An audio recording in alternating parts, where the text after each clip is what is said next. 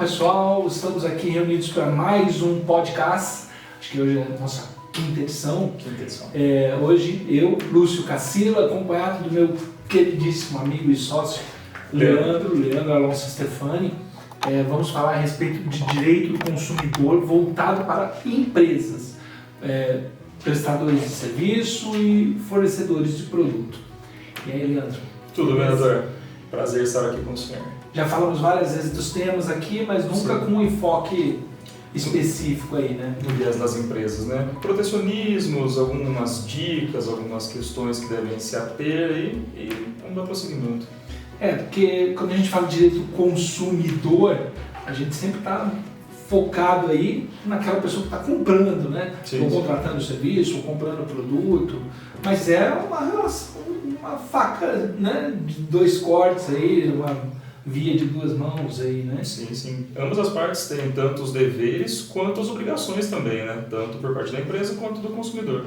Hoje o nosso enfoque vai um pouco mais para as empresas aí, que pode, que não pode, que deve fazer. Tem bastante matéria para a gente discutir sobre. Interessante é que as pessoas, no geral, né? Não só o consumidor, as pessoas acham que a vida é formada de direitos. Sim. Ninguém acredita que tenha deveres, obrigações, só direitos. E assim, enfim, todas as relações de consumo, incluindo as de consumo, né, são baseadas em boa-fé. Né? Sim. Tem alguns requisitos, algumas questões contratuais que contrato, quando eu digo contrato, não é aquele papel assinado pelas partes, né? Quando a gente pactua uma compra e uma venda, independente de ter um papel assinado, é uma relação contratual. Efetivamente. E tem as regras dos contratos, né? Boa-fé, enfim, uma série de questões contratuais pertinentes. A gente vai trazer aqui, de qualquer forma, a relação de consumo com a pessoa jurídica. Muitas pessoas não sabem disso, né? Estão focadas a pessoa física, o cidadão vai lá, compra alguma coisa, então esse é consumidor. Mas às vezes as pessoas jurídicas também são consumidores, né? Com detalhe que esse enfoque em consumidor entende-se um destinatário final de um produto ou serviço, não um intermediário. Que muita gente tem essa concepção de pessoa jurídica como só um intermediador aí que vai de alguma forma usufruir de algum produto ou serviço para uma outra destinação. Mas o nosso enfoque hoje é mais para o consumidor final, efetivamente, né? Bom, vamos clarear isso aí, que o doutor Leandro é um pouco técnico, né? Aí, o que acontece? Se eu sou um empreendedor, eu sou um empresário, eu fabrico alguma coisa. Se o que eu estou comprando vai fazer parte da minha linha de produção, ou seja, quem vai consumir aquilo, tem um outro consumidor final que vai consumir aquele produto pronto depois, aí eu não sou consumidor. Aí eu tenho uma relação contratual só, sem ser uma relação de consumo, onde eu estou comprando insumos para os meus produtos. Agora, se eu sou efetivamente o consumidor final, né, eu estou comprando, sei lá, papel higiênico para minha empresa, estou comprando folha de sulfite para as impressoras, ou até mesmo uma impressora, né, se eu não for uma empresa gráfica. Uma gráfica, né? Então eu tenho impressoras lá no escritório, eu preciso de impressoras. Sim. Aí pessoa jurídica, sou o consumidor final desse produto. Foi um ótimo exemplo, que o mesmo item pode ser destinações diferentes aí, de acordo com o segmento, o setor, destinação da empresa. Foi um ótimo exemplo. Essa é uma questão que tem que se observar para se constituir a relação de consumo, tornar consumidora a pessoa jurídica, a empresa ser consumidora, ela não pode ser a usuária, ela tem que ser a usuária final daquele produto que ela está comprando. E outro ponto é a hipossuficiência, né? Sim. Ela tem que ser hipossuficiente em relação a quem está fornecendo o serviço. O que esclarece a hipossuficiência? Bom, hipossuficiência, vamos seguir esse parâmetro da impressora aí. Ainda que nós tenhamos uma determinada empresa de pequeno porte comprando uma impressora de determinada marca de grande porte, essa empresa é hipossuficiente em relação a uma grande empresa fabricante dessas impressoras, né? Aí fica registrada essa hipossuficiência em produção de prova, eventual falha, acionamento judicial ou até mesmo extrajudicial por falha no produto ou coisa que valha. Aí fica registrada essa hipossuficiência.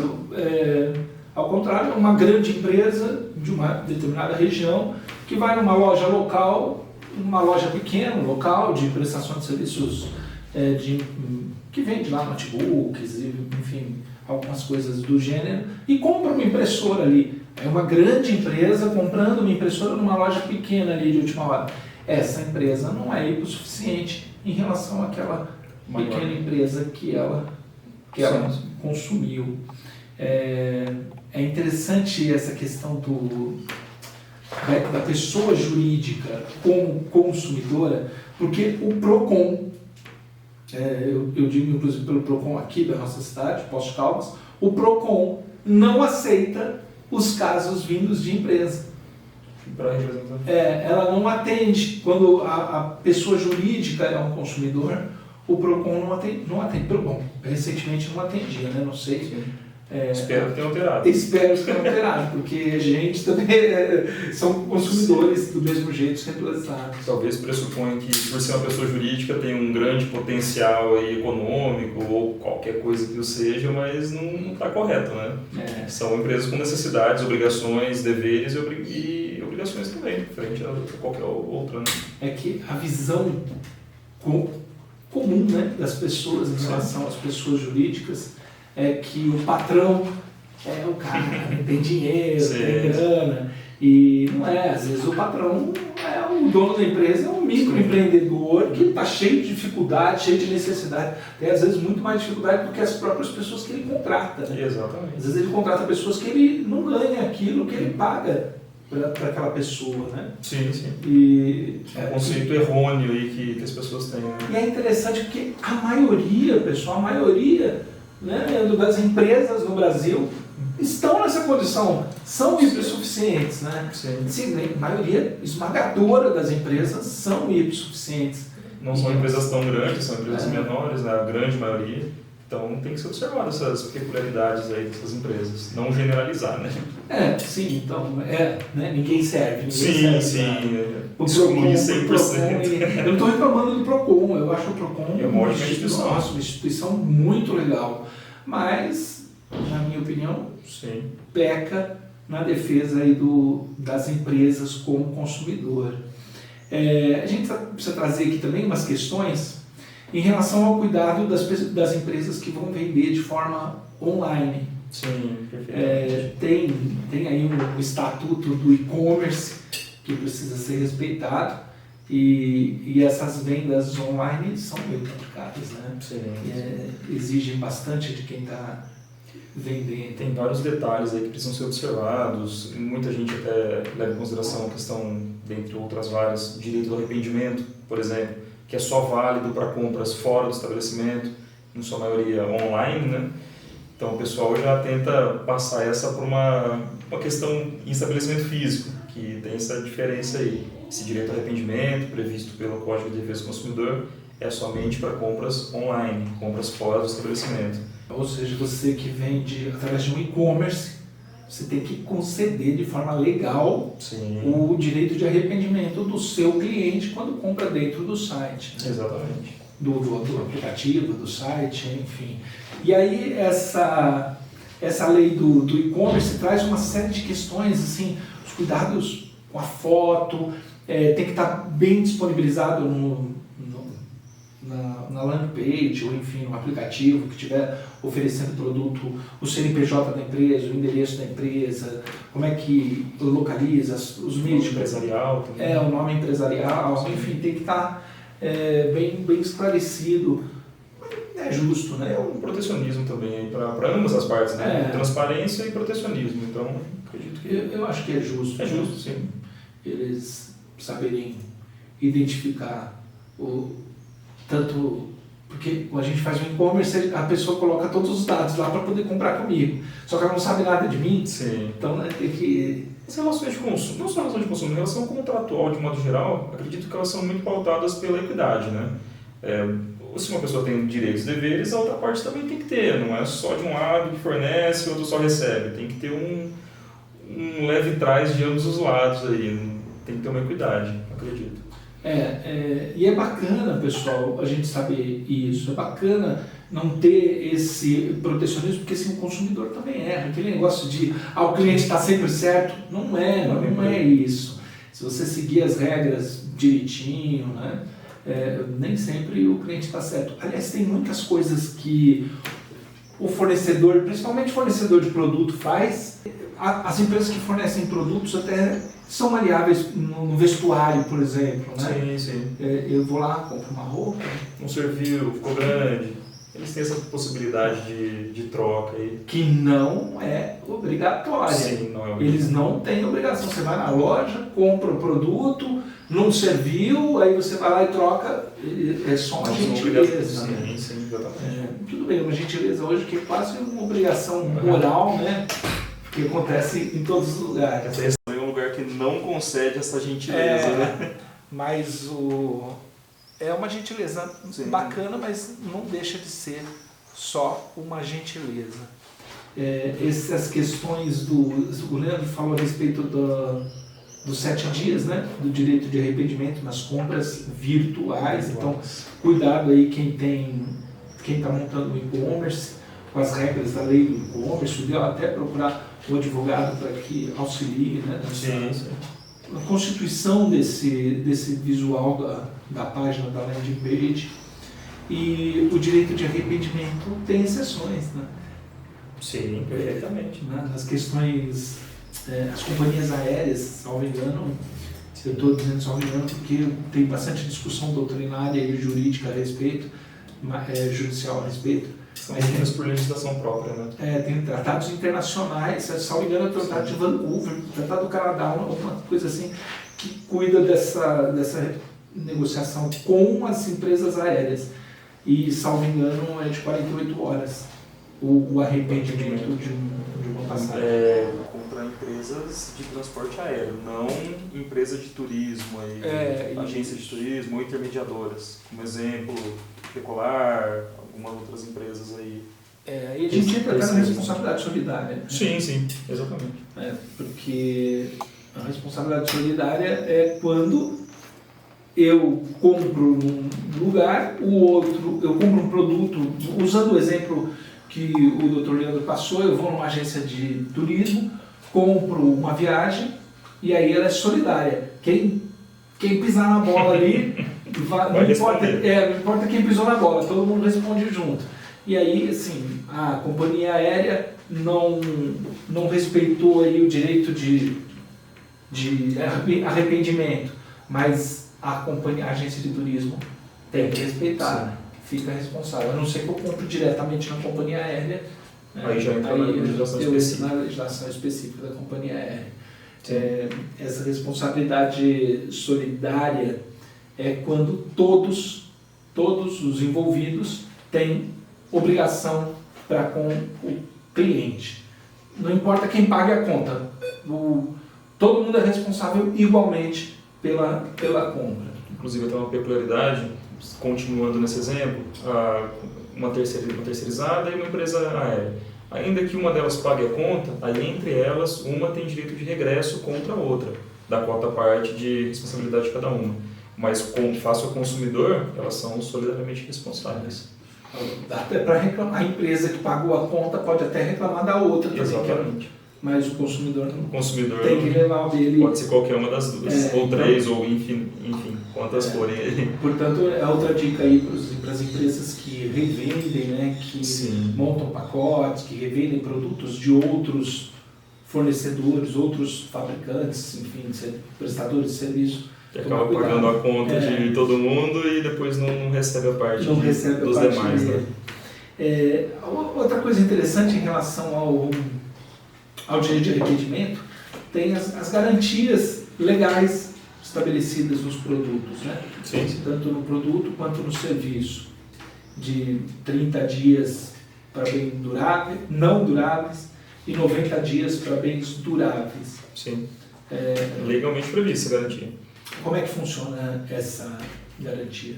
Dentro desse prazo, desses 90 dias para bens duráveis, verificado o problema, o vício, o fornecedor do produto ou do serviço tem 30 dias para resolver. Aí fica inteiramente a critério do fornecedor do produto ou serviço. Esses produtos são de fácil visualização, né? Sim, você percebe o defeito ali. Você né? percebe o vício ali, algum defeito que eventualmente tem. Mas aí o fornecedor tem 30 dias para solucionar o problema para o consumidor. Aí a forma como ele solucionar fica a critério dele. Passados esses 30 dias, aí a possibilidade vai para o consumidor. Aí ele pode ou devolver, ou abatimento proporcional, ou a restituição do valor.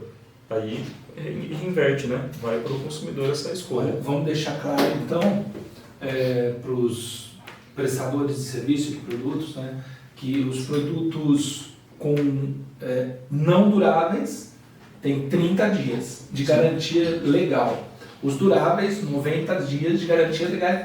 Para aquelas questões que são de fácil observação, aqueles defeitos, aqueles vícios ali, fáceis de ser notados no produto. E o que é interessante, só clareando aí um pouco, o fornecedor do produto tem 30 dias para sanar o problema. Então aí você foi lá, comprou uma caneca e a caneca tem um trinco. Eu acabei de comprar a caneca, eu acabei de tirar da caixinha e vi o trinco.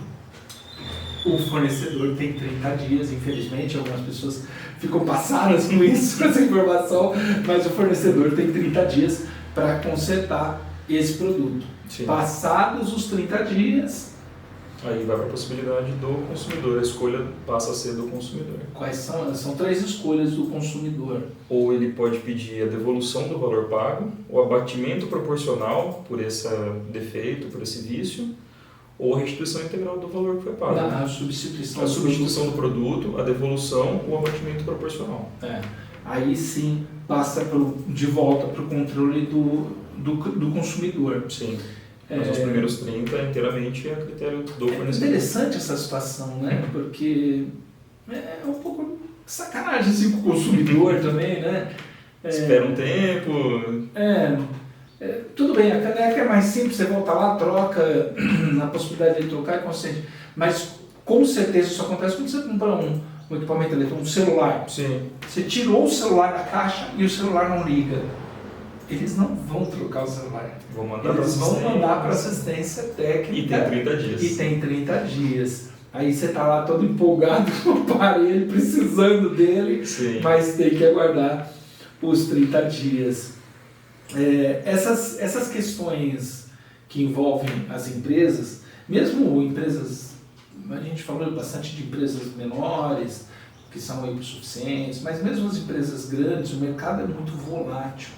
E às vezes elas têm dificuldades, né? Sim.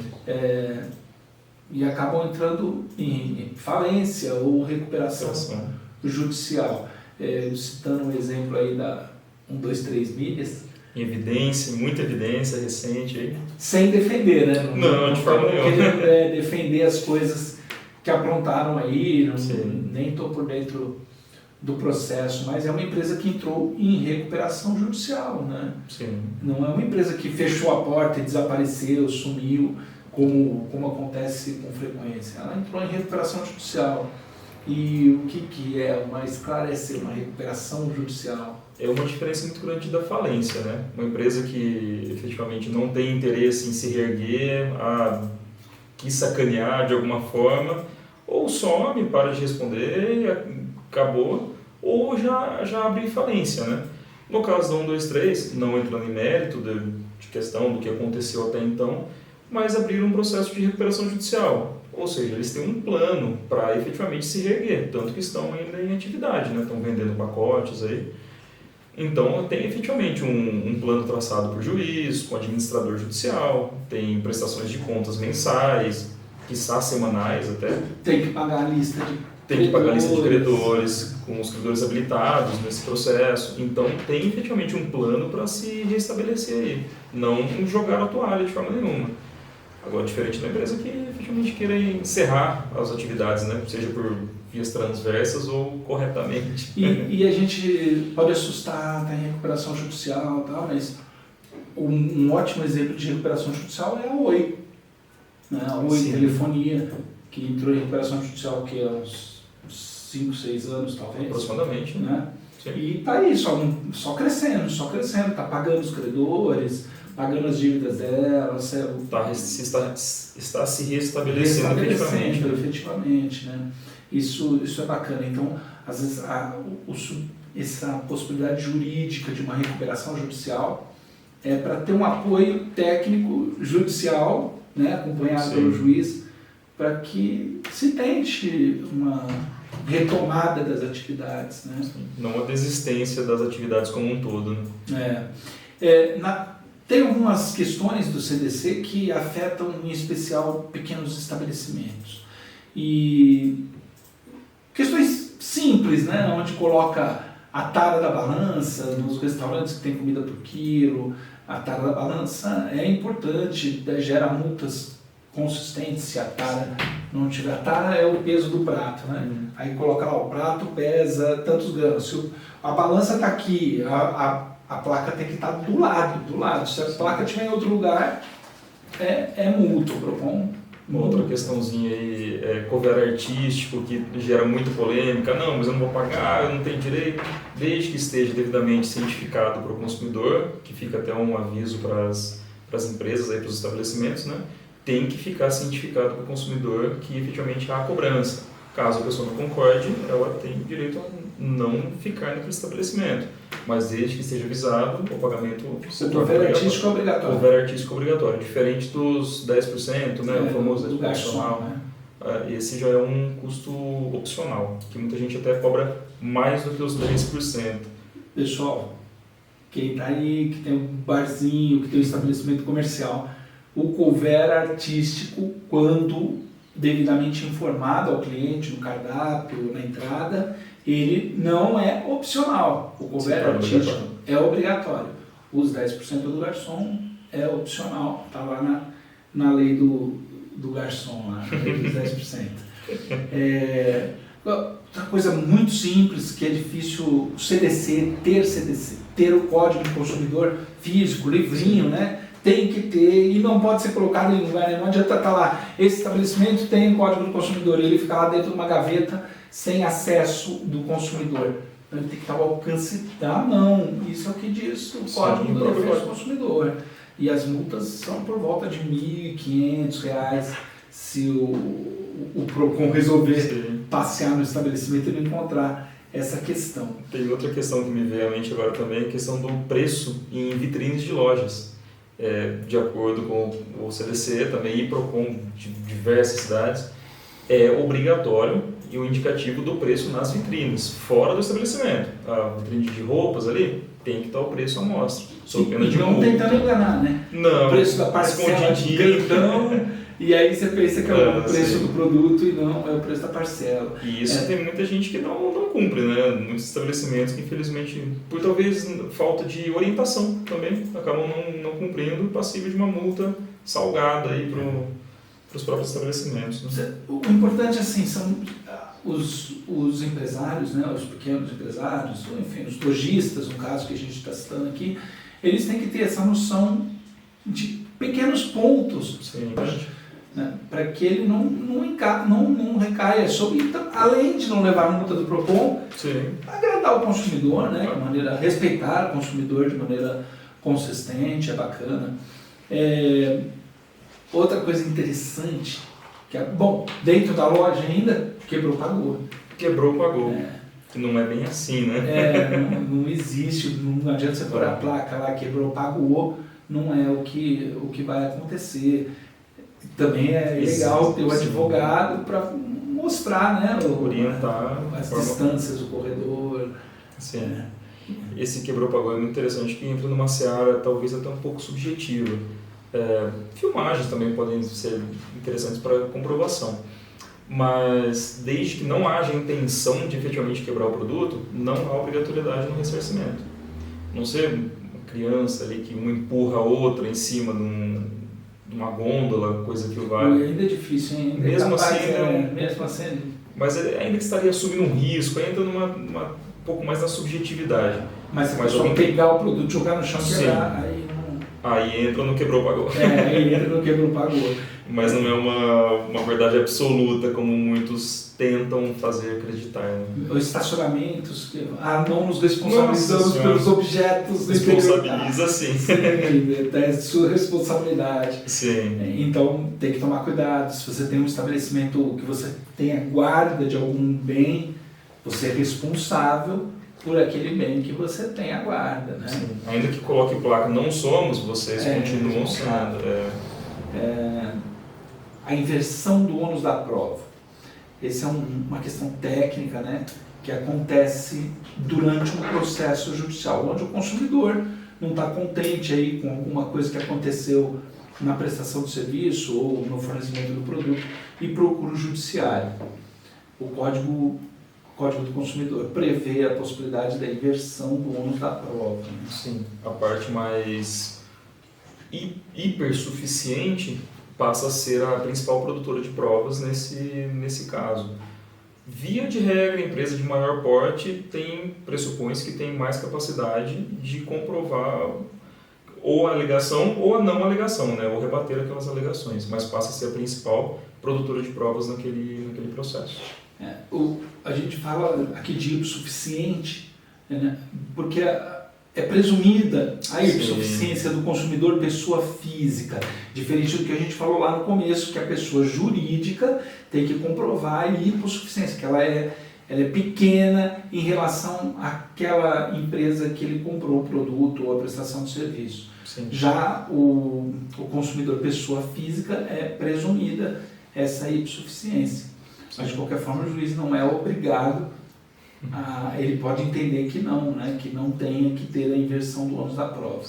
São diversos critérios legais, inclusive, que têm que ser obedecidos para que haja efetivamente a inversão.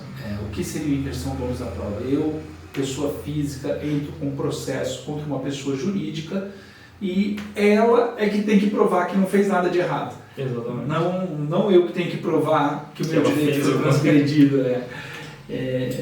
Por isso que é uma inversão do ônus da prova. Eu acredito que a gente tenha uma infinidade de questões aí para ser debatido nessa área de direito do consumidor voltado para a empresa, para o empreendedor, né? Aquele que fornece o produto ou o serviço. Só que a sociedade não enxerga, é difícil, às vezes até o próprio empresário não enxerga que ele também tem direitos, né? Sim. Que só existe uma relação de consumo porque tem alguém comprando e alguém vendendo ali, né? E é importante, é legal procurar o advogado. Sim. Vai montar sua empresa, procura o advogado, o compliance, né? De consumidor. Algumas pessoas até perguntam assim, até empresas de prestação de serviço, hotéis, sabe? Eu achei uma vez bacana que o cliente procurou, estou montando um hotel aqui e eu queria saber tudo que eu tenho que fazer para respeitar o máximo. Ela não usou assim para me proteger, ela usou a expressão para eu respeitar ao máximo o meu cliente, o meu hóspede. Eu achei isso bem bacana, esse posicionamento. Sim. E às vezes essa proteção, às vezes não, a regra é que essa proteção, quando a gente se contrata um advogado para olhar ali qual é o melhor caminho no atendimento, é para respeitar mesmo, né, o seu cliente, não é só para se proteger. É muito melhor o caráter preventivo do que o caráter corretivo, né? Então vamos fazer de tudo para tentar evitar que haja problema do que efetivamente corrigir o problema. Um compliance cai perfeitamente nesse quesito. Tá? Facilita muito a vida tanto do consumidor quanto da empresa também. Evita muito problema, né? As pessoas falam de compliance trabalhista, né? E esquecem dos outros. Esquecem de outras questões.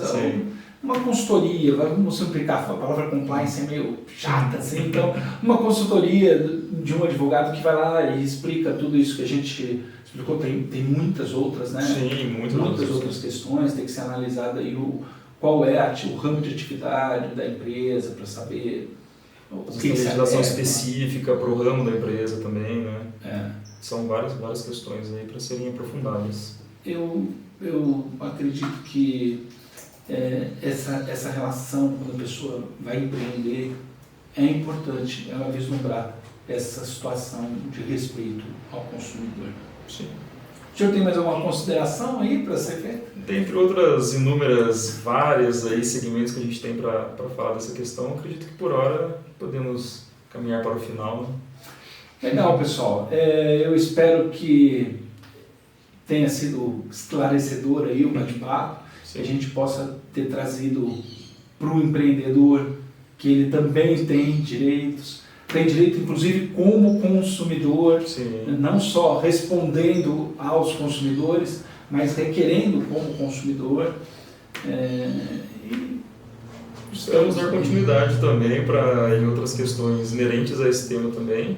É importante dar prosseguimento em próximos episódios aí, a gente vai voltar a pincelar sobre essas questões também. A regra é que quando a gente fala não só de relação de consumo, relação de trabalho, a gente sempre coloca o empregador, o empreendedor, né? Sim. De forma geral, do lado do bandido, né? Do vilão da situação. Mas não é bem assim, né? Não é bem assim. O empregador às vezes está fazendo coisa errada, o consumidor às vezes está fazendo coisa errada. Às vezes ninguém está fazendo coisa errada, mas alguém acha que tem mais direito do que os outros. Né? Importante a palavra do começo do episódio, equilíbrio. Equilíbrio é muito importante. Ambas as partes ali se respeitando, tendo direitos, deveres respeitados ali, acho que não segue uma relação mais tranquila, mais harmônica. Dentro das relações de consumo, Sim. Especificamente, Exatamente. Equilíbrio é uma boa palavra para se conduzir as suas Com certeza. atividades. Leandro, muito obrigado. Prazer estar aqui. Sempre uma honra. Eu passo o tempo inteiro com ele, mas agora a gente está aqui no podcast, vocês não sabem disso. Então eu estou agradecendo aqui Continua sendo uma honra. do meu amigo e sócio Leandro e comigo Lúcio Cassila. Esperamos que tenhamos trazido aí novas informações. Sim. Né? E pedimos encarecidamente que vocês todos se inscrevam no nosso canal, deem o like, deixem um joinha lá pra gente e compartilhem com todos aí. Compartilhem com Sim. os amigos, com os inimigos, compartilhem com todo mundo, para a sociedade ficar cada vez mais interessante. É isso aí. É isso aí, pessoal. Obrigado a todos. Um abraço a todos.